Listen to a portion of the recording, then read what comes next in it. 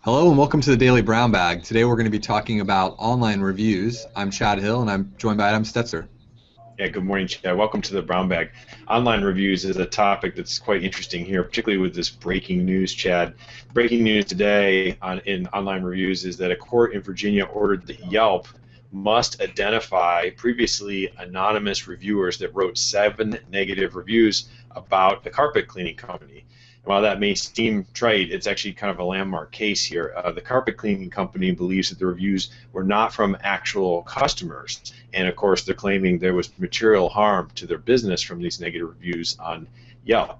So you'll recall, Chad, we were talking sometime back, I think it was September of 2013, about some action that the New York State Attorney's General Office took in what they called Operation Clean Sweep, which was targeting companies that were actually facilitating what has been termed astroturfing, this idea of posting fake positive reviews. And I think we identified there were quite a few firms that had been fined for doing this, and it was recognized as not an okay thing to do. And the reason the New York Attorney's General Office took that action is they said, well, consumers are increasingly using reviews in their purchasing decisions, and they were going after fake positive reviews. Well, here we see negative reviews causing harm, and we see the veil of anonymity that I think previously had been thought of as pretty strong on the internet. Here, where Virginia is ordering Yelp to identify them. So here's a few more stats to get into this conversation, because I think this is a really fascinating topic, Chad, and I think we'll be hearing more about this. According to Bright Local, about 80% of consumers trust online reviews of local businesses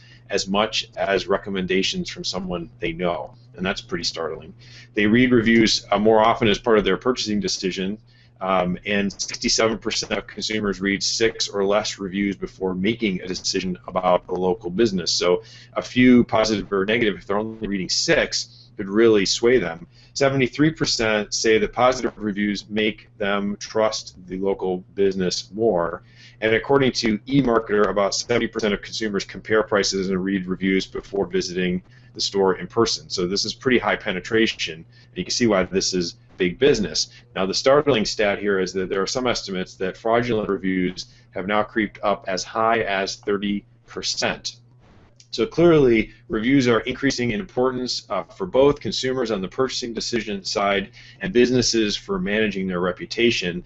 So I think the discussion, Chad, here is, should consumers be less anonymous when they leave a review? Should the businesses have the right to know who they are and make this more of a level playing field?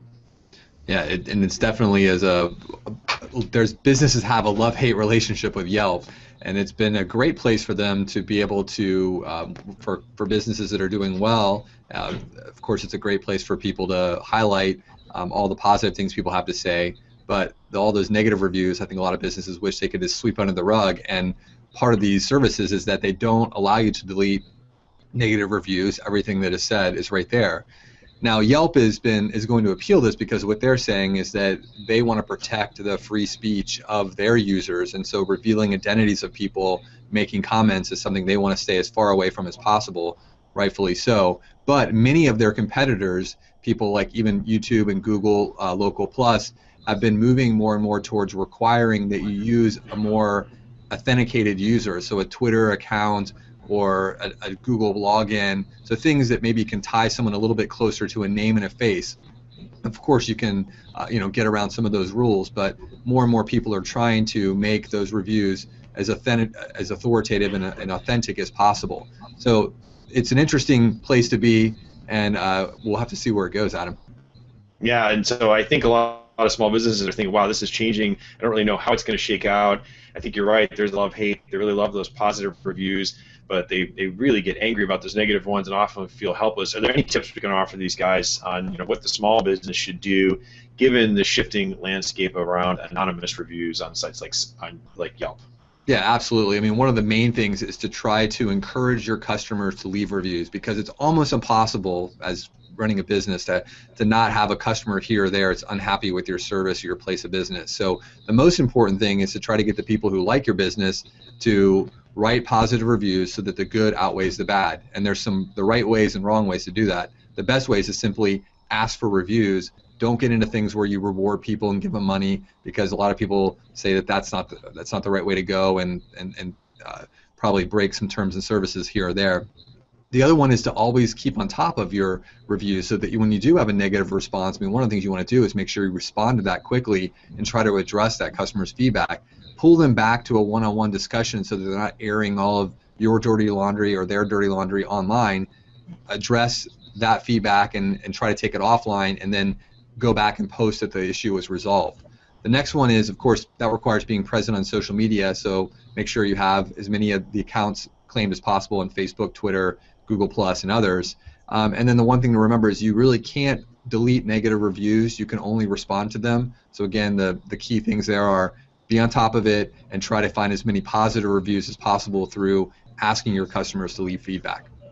Yeah, interesting. So regardless of how this court case in Virginia really plays out, and Yelp appeals not wanting to reveal their anonymous review sources, I think what you're saying, Chad, is you have no choice as a small business yet but to embrace what's going on. So if there are going to be reviews out there and the courts are going to spend years settling this, what you're saying makes a lot of sense. You need to engage it and recognize reputation management starts with engagement, encouraging your customers to get out there, make sure the positive is heard as well as the negative. And the second point you make, I think, is really important as well, Chad, which is a lot of negative reviews can be overcome with excellent customer service. And I would be very interested to see statistics. Someone must be studying this. If I saw a negative review that was sort of naked, how do I feel about that small business? But if I saw a negative review and then saw immediate response that seemed rational and professional, does that soften, if not completely eradicate, or even possibly turn my opinion positive? Because we all know there are some consumers that just will never be happy. So maybe you can fight this with excellent customer service. Well, those are our thoughts for the Brown Bag today on this court case about Yelp and anonymous reviews. We would really like to hear your thoughts. Please drop a comment in. If you like the Brown Bag, please subscribe. We'll see you here tomorrow.